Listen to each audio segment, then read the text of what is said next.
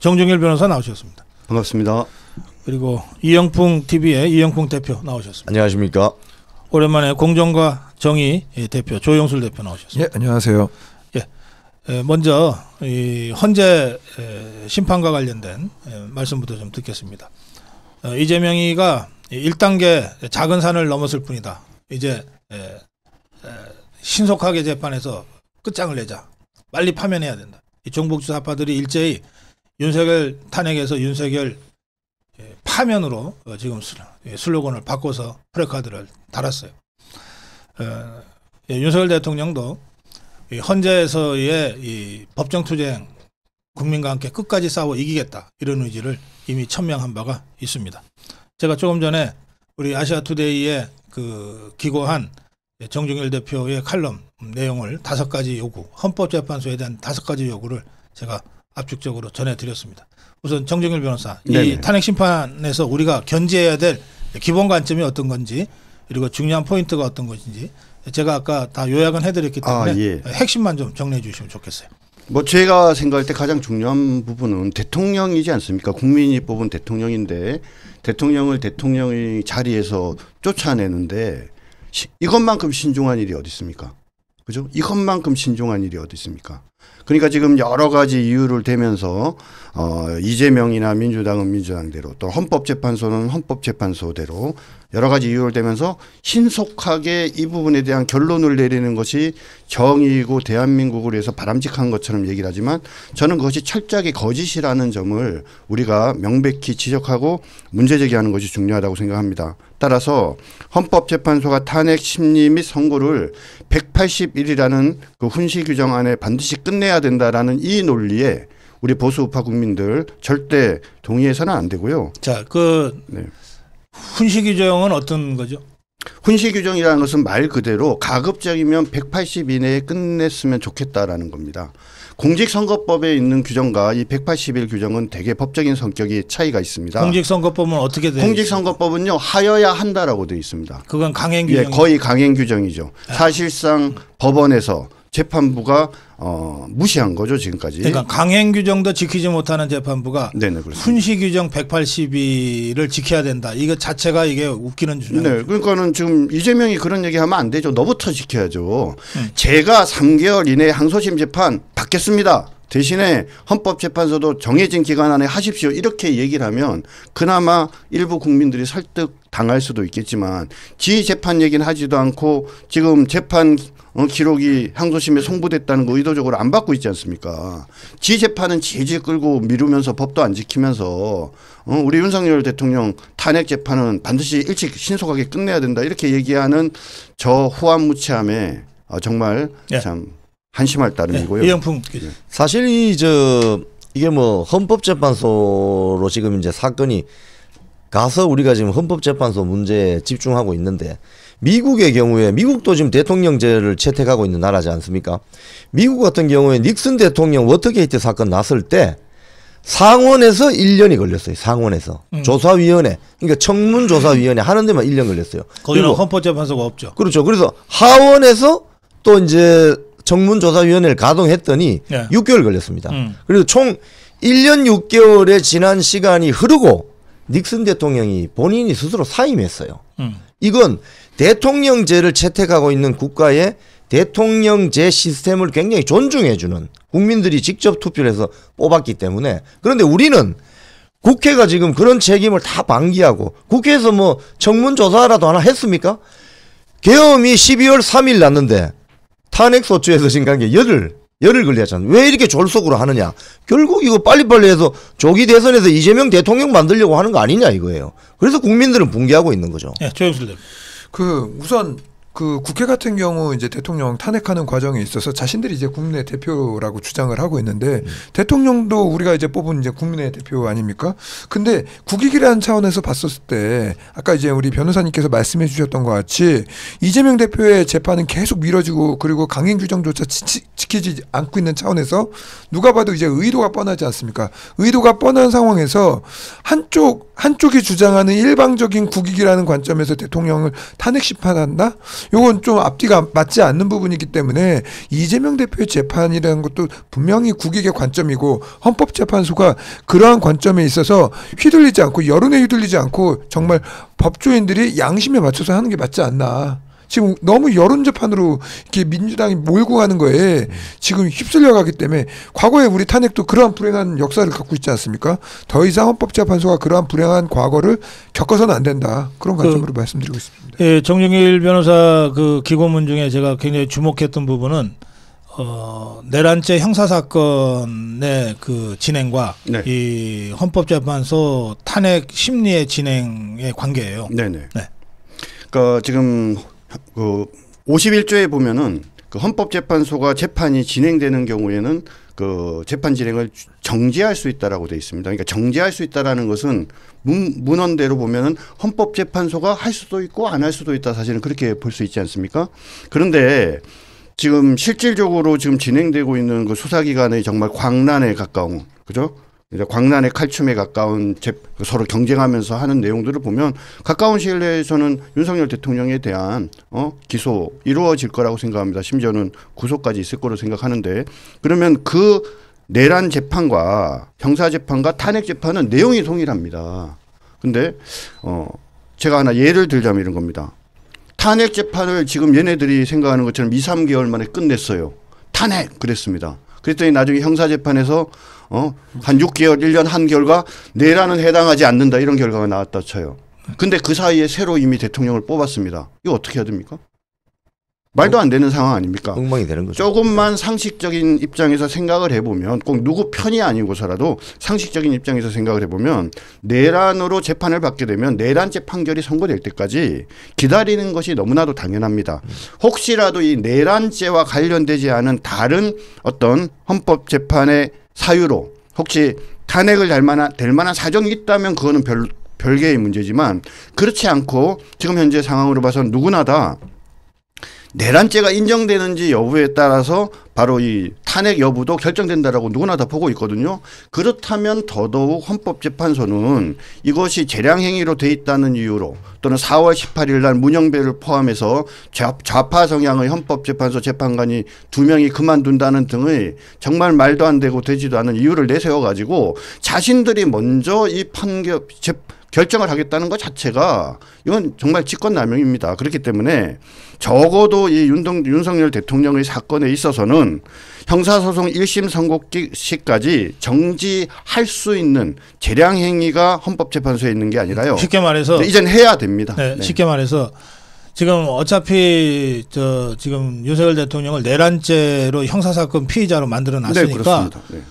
그 사건에 대한 수사, 네. 그리고 그 사건에 대한 재판을 지켜보고 네. 내란죄가 인정이 되면 그 내란죄를 근거로 탄핵을 하자는 것이니까 네. 그러고 나서는 뭐 헌법재판소가 하루 만에라도 네. 내란죄가 인정이 됐으니 탄핵한다 이렇게 할 수 있으나 네. 내란죄가 수사도 진행되지 않고 재판도 진행되지 않은 상태에서 헌법재판소가 사건 심리를 형사적으로 할 수는 없잖아요. 네, 그렇습니다. 그런 상태에서 지것들이 예단을 가지고 탄핵한다는 것 자체가 이게 불법이다. 이런 네. 말씀이시죠. 맞습니다. 예, 이영풍 기자. 지금 사실은 그 김용현 장관에 대해서 네. 구속이 돼 있는데 내란 종범으로 규정이 돼 있어요. 네. 그럼 내란 주범은 누구냐?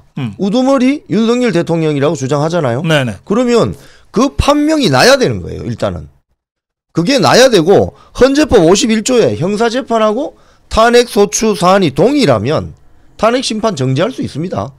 왜 이렇게 서두르냐는 거예요. 이거는 좌파들 이재명 대통령 만들기 위한 여론 재판으로 가겠다 이 소리거든요. 지금 윤석열 대통령이 그 뭐 좌파들이 그동안 너 너무 불안해서 더 이상 대통령직에 두면 안 된다. 이렇게 해서 이제 직무정지 시켰잖아요. 그럼 이제 바쁠 일이 없잖아.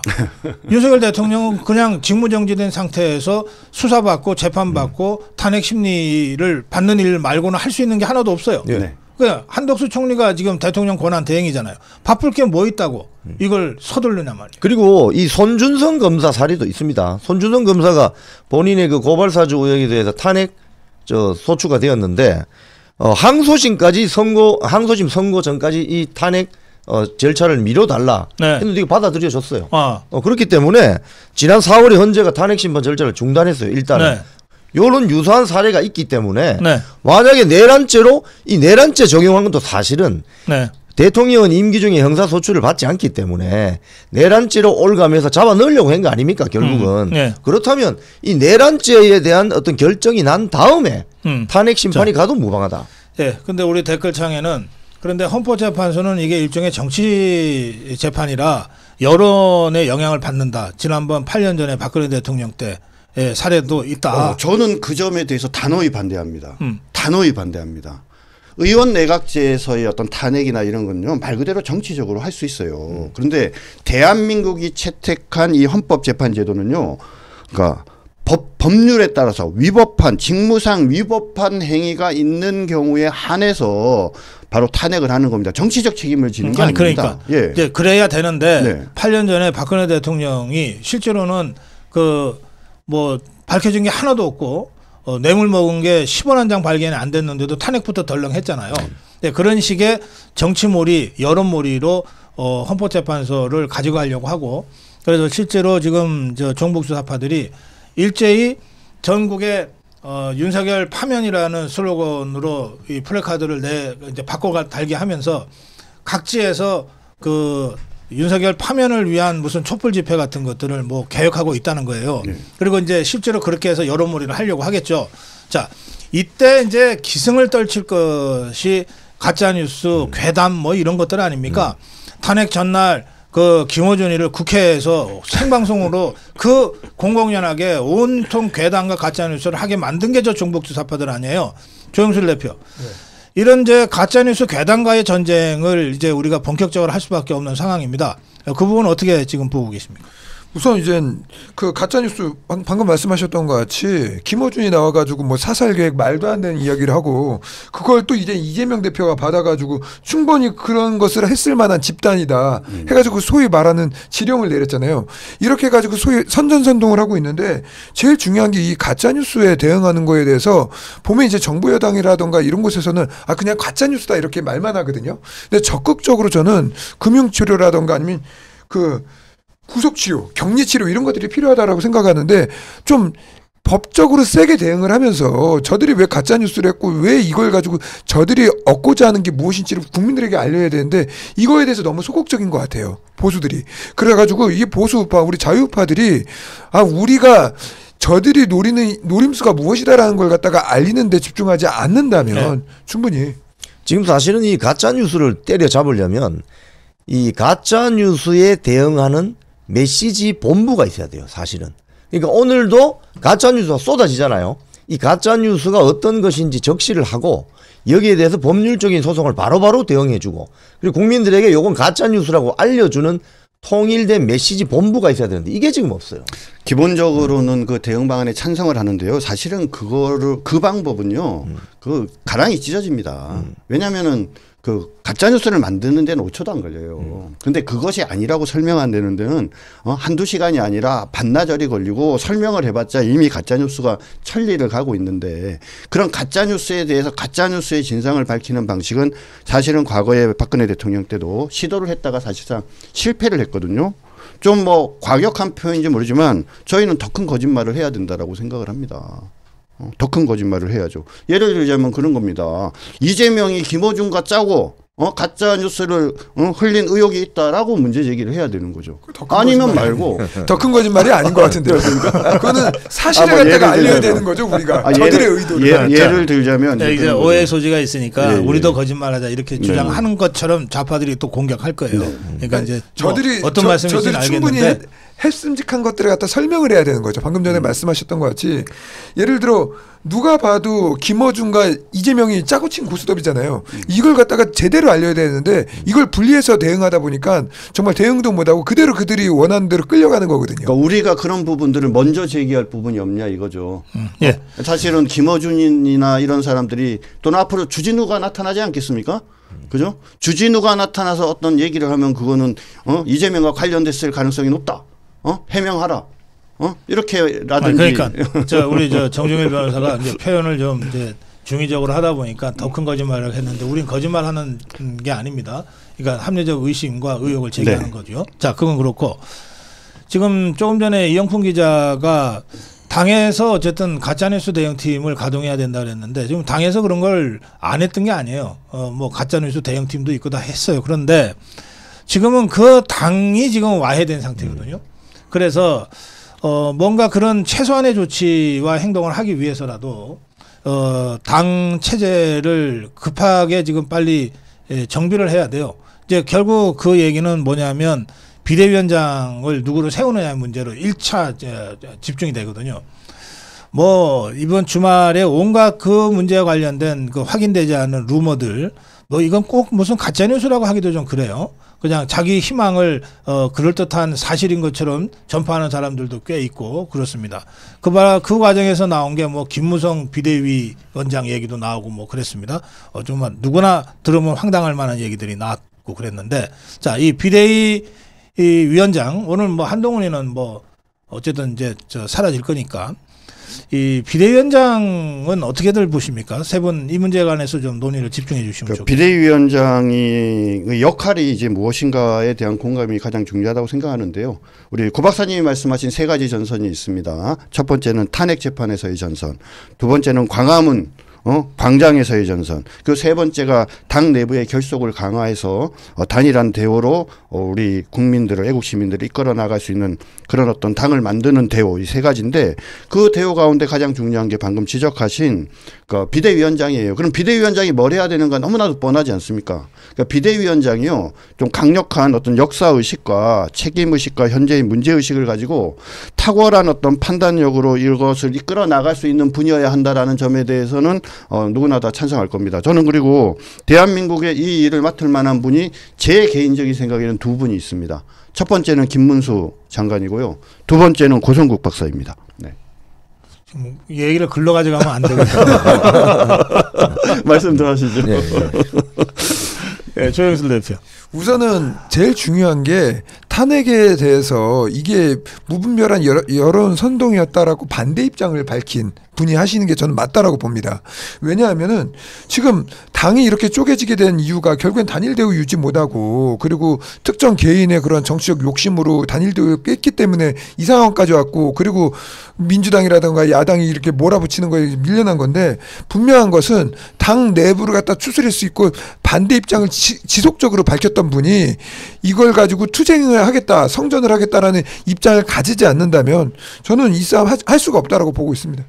지금 아까 우리 정 변호사님 말씀하신 것처럼 탄핵 전선, 아스팔트 전선, 당 내부 전선, 이 세 가지가 있는데, 저는 지금 이 국민의힘 당이 이번 사태를 계기로 당 내부적으로 에너지를 모아서 사태 해결을 할 수 있는 능력을 상실했다고 보는 거예요. 네. 그렇기 때문에 우리 뭐 쉽게 이야기하는 제야 세력을 포함할 수 있는 그런 분이 나와야 된다. 비대위원장은 제야 세력을 잘 이끌 수 있고 당 내부도 잘 알 수 있는 그런 정치적인 경륜이 있는 분이 나오셔야 된다. 왜? 국민의힘 당은 당 내부 에너지로 지금 이 사태 해결할 수 없어요. 그렇기 때문에 외부에서 모시고 와야 된다. 그분은 아스팔트 세력과 광화문 아스팔트 세력, 우파 아스팔트 세력을 잘 이해하시는 분, 그리고 당 내부도 잘 이해하시고, 그리고 그 탄핵 전선은 또 당내에 법률가들이 많으니까 그분들과 지혜를 모으면 될 것이고, 그런 차원에서 한 분을 모셔와야 된다. 그래야 돌파할 수 있다. 저는 그렇게 봅니다. 누구냐고 말씀을 하세요. 누구라고 말할 수는 없어. 근데 제일 중요한 게 이런 것 같아요. 우리가 이제 이재명, 김어준 방금 전에도 얘기했지만 저들이 가짜뉴스 쏟아내고 소위 말하는 정치질을 하고 있잖아요. 그렇다면 노련하고 그들의 대응을 신속하게 막아서 싸울 수 있는 분, 이런 분이 들어오는 게 분명히 그렇죠. 중요한 것 같아요. 제가 조금만 더 말씀을 드리면 이런 겁니다. 그러니까는 의제를 선정하는 게 중요하거든요. 그렇죠. 걔네들이 계속적으로 제기하는 가짜 의혹에 쫓아다니면서 그건 기고 아니고라는 설명들을 하는 방식으로 대응하는 어떤 지도력을 가지고는 해결할 수 없습니다. 뭔가 먼저 던져서, 그렇죠? 이슈를 장악을 하고 그 장악한 이슈에 대해서 오히려 저쪽에서 당황스러워하면서 끌려다니게 할 수 있는 정도의 정치력이 있어야 되지 않겠습니까? 우리가 비대위를 여러 번 겪었습니다. 여러 번 겪었는데 성공한 비대위도 있고 실패한 비대위도 있어요. 근데 대다수는 실패했습니다. 네. 왜 그러냐면 제가 보기에 이게 비대위는 이제 정확하게 얘기하면 비상대책위원회잖아요. 그러니까 정상적으로 당이 이 운영을 하기 어려운 비상한 상황에 처해서 비상대책을 하기 위한 그 위원회란 말이에요. 그러면 그 비대위는 목표가 딱 하나예요. 언제 비대위가 뜨든 그 비대위는 그 하나의 목표를 위해서 비대위를 띄우는 거예요. 임시적으로. 그러니까 목표가 여럿일 수가 없어요. 네. 이를테면 지금 비대위가 뜨면 이 비대위의 목표는 딱 하나입니다. 윤석열 대통령 탄핵 저지가 목표예요. 네. 여기에 제일 적합한 사람을 비대위원장으로 추천하는 거예요. 네. 예컨대 총선을 앞두고 비대위원장을 띄운다 그러면 총선 승리를 목표로 해서 띄우는 거잖아요. 네. 그때는 총선 승리가 유일한 목표인 거예요. 총선 승리를 만들어낼 수 있는 사람을 비대위원장으로 띄우는 거예요. 그러니까 비대위는 그 시기와 상황에 맞춰서 딱 하나의 목표를 이루어내고 그만두는 거거든요. 그런데 실패한 비대위의 특징이 있어요. 실패한 비대위는 이게 당대표이기도 하기 때문에 비대위원장이 되면 지가 하고 싶은 거 여러 개를 해. 여러 개를 한다니까. 이를테면은 무슨 당협도 정비해. 네. 새로 당협위원장도 임명해. 그리고 당에 무슨 여러 가지 그 시스템 체계에서 잘 안 돌아가는 것도 막 정비하려고 그래. 그러다 보니까 비대위원장이 전국을 돌아다니면서 당원들도 만나야 돼. 이런 식으로 한단 말이에요. 최악의 비대위원장이 실패한 비대위원장은 전부 다 그렇게 했어요. 김병준 비대위원장이 대표적이죠. 자그마치 1년 동안 했는데 그 사람은 아무것도 한 일이 없습니다. 그러니까 이번에 우리 비대위는 당 정비하라고 부르는 것도 아니에요. 네. 그러니까 당원들과 대화하라고 부르는 것도 아니에요. 국회의원들하고 뭐 간담회 하라고 부르는 게 아니라니까. 이번에 비대위원장은 그게 누가 됐건 탄핵 저지하라고 부르는 거예요. 그러면 당의 역량이라는 게 있잖아요. 당의 역량이 가만히 놔두면 중구난방으로 네. 주말마다 지역에 가서 지역구 활동도 하고 국회의원들이 그러잖아요. 예, 그런 것들을 탄핵 저지라고 하는 하나의 목표로 딱 모으기만 하면 돼. 그래서 당협은 좀 정비해야 될 것 같은데요. 아니 그러니까 당협 정비로 가면 네. 이제 뭐 조강특위를 이상한 가동하니 방향으로 뭐니 맞습니다. 그러니까 저 그런데 신경 쓸 때가 아니라니까. 탄핵 저지를 위해서 당이 갖고 있는 모든 자원, 제일 중요한 자원은 현역 의원들이죠. 그다음에 원외당의 위원장들이죠. 그다음에 당 중앙위 조직 아니에요. 그다음에 당의 사무처의 그 미디어 관련이라든지 이런 사람들 아니에요. 이런 사람들을 탄핵 저지라는 하나의 목적을 위해서 전부 다 동원하는 거예요. 그게 한 달이 됐든 두 달이 됐든 또는 6개월이 됐든. 그러면 아까 우리 이영풍 기자하고 우리 조영술 대표도 말씀하셨지만 가짜뉴스와의 전쟁이 중요하다. 그러면 당 역량의 절반 이상을 가짜뉴스의 전쟁에 편제하면 돼. 쉽게 이야기하면 현역 의원 40~50명을 가짜뉴스 전담반으로 만들면 된다니까. 그렇죠. 이 쉽게 이야기하면은 이 지상전보다는 단기적으로 여론전을 위한 고공전이 펼쳐질 겁니다. 네. 공중전. 네. 공중전을 잘 이해하고 미디어를 잘 이해하시는 분이 오시면 더 좋죠. 아니 그게 그러니까 그 지금 너무 이렇게 디테일하게 자꾸 말씀들을 하시니까 그런데 세 팀으로 보세요. 나누면 되겠네요. 국회의원은요 배지 달면은 엄청난 힘을 가져요. 웬만하면 바보가 아니면 배신자가 아니면 웬만하면 시키는 일 어느 정도 해내요. 그렇죠. 현역 의원 한 50명을 가짜뉴스 전담팀으로 이렇게 구성을 편제를 해. 뭐 상임이고 뭐고 그런 거 없어 이제. 탄핵 저지할 때까지 너희들은 가짜뉴스와 싸워. 그러면 살아남으니까. 그러니까 덧붙여서 좀 말씀드리면 우리 고 박사님이 말씀하신 3대 전선에 그러니까 당력을 어떻게 동원하면 되느냐. 첫 번째는 헌법재판 지원팀을 만드는 거예요.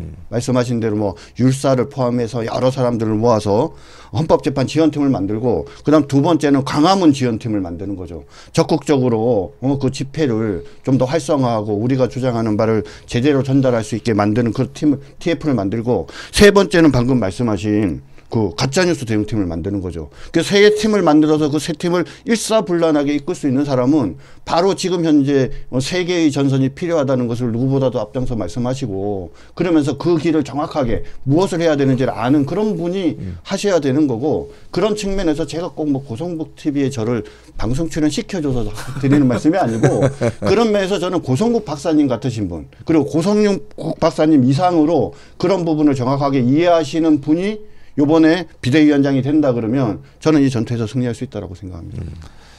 그 지금 이제 비대위 구성과 관련해서 오늘 당에서 어떤 결정을 할지 모르겠어요. 일단 뭐 한동훈 의원은 오늘 사퇴한다 그러는데 네. 그걸 사퇴를 가야 되나 쫓아내야 되는 거 아닌가 싶기도 하고 그래요. 이게 일단 저기 왜 그 공무원들도 그 문제가 발생하면 의원 면직을 안 받아주고 징계를 하잖아요. 그러니까 지금 그러니까 사퇴를 하는 건 본인의 자유고요. 징계는 이미 들어가 있습니다. 그리고 또 적지 않은 분들이 우리 이번에 황 본부장의 어떤 자발적인 책임당원으로서의 네. 징계 요청을 보고 또 많은 사람들이 자발적으로 하고 있는 걸로 알고 있거든요. 수많은 우리 당원들과 시청자 여러분들이 여기 적극적으로 동조를 하면 본인이 당대표를 그만두더라도 이미 올라가 있지 않습니까? 그러니까 징계 진행해야죠. 그리고 그자는 적어도 제가 뭐 한동훈은 제 개인적으로는 후배이긴 하지만 한동훈은 적어도 뭐냐면 출당 권유 내지는 제명은 돼야 되지 않겠습니까? 사실 오늘 뭐 기자회견을 국회에서 한다는 것도 이것도 코미디입니다. 왜냐하면 국민의힘 당대표가 당대표를 사퇴하겠다는데 왜 국회 갔어요? 당사에서 해야지. 당사에서 해야지. 무서워서 못 오는 거예요 지금. 당원들이 워낙 이 거세게 반발하니까. 이것도 비겁하고 아주 졸렬한 행태입니다. 국회의원도 아닌 자가 왜 국회 가서 당대표 사퇴 기자회견을 합니까? 그만큼 그동안 이 마음속에 복심이 당을 사랑하고 당원들을 위해서 봉사한다는 생각은 1도 없고 그냥 정치적인 야욕만 부린 것이다. 그런 측면에서 이게 쫓겨나도 무방하다. 저는 그렇게 생각이 되는 거죠. 지금 제가 이렇게 그 여의도 쪽 얘기를 들어보면 뭐 이재명이나 정복 주사파들이야 당연히 이제 대권이 본격적으로 이제 눈앞에 다가오니까 대권 플랜을 구체적으로 가동하는 거는 뭐 좌파들 입장에서 너무나 당연한데 우리 자유파 진영에서도 자꾸 논의가 말이에요.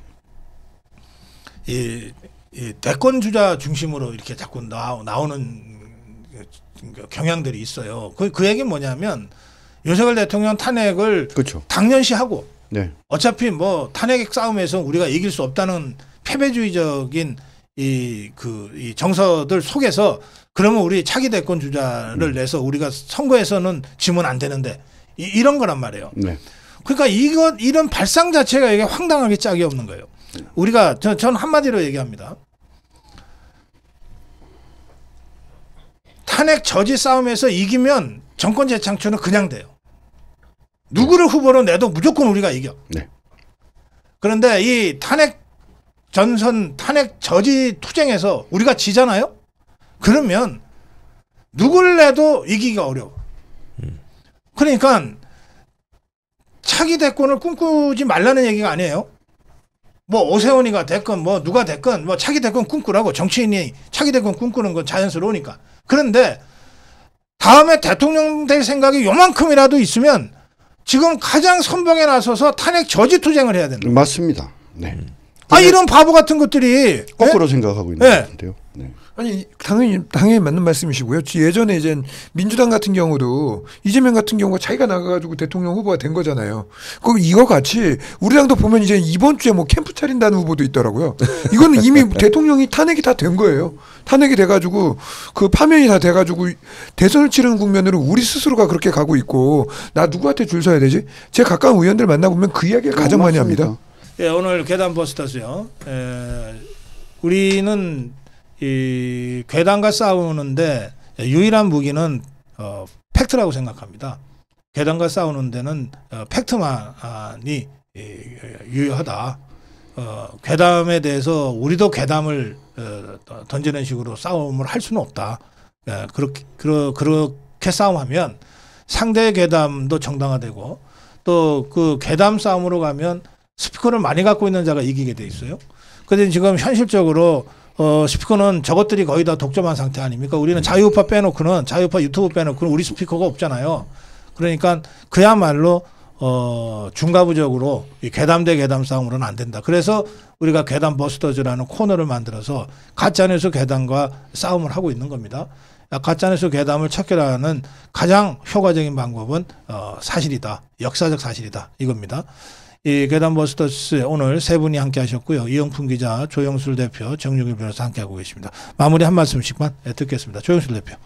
예, 저 같은 경우 이제 당에서 이제 당직을 맡고 있거든요. 그래서 곧 이제 당 사퇴를 하는데 한동훈 대표 이후에 비대위가 좀 단일 대우를 좀 많이 유지했으면 좋겠다라는 생각을 하고 있고 그게 이제 자유우파가 무너지는 경험을 했기 때문에 다시 재건을 해야 된다. 그래서 우리가 이 난국을 같이 헤쳐나가야 되지 않을까라는 생각을 하면서 예, 그 힘냈으면 좋겠습니다. 그 우리가 보수가 탄핵된 게 아닙니다. 힘내십시오. 네, 가짜 뉴스를 때려잡는 가장 좋은 길은 우리 국민들 개개인이 논리와 이성과 상식으로 무장한 사람이 되어야 된다는 겁니다. 그런데 그게 쉽지 않거든요.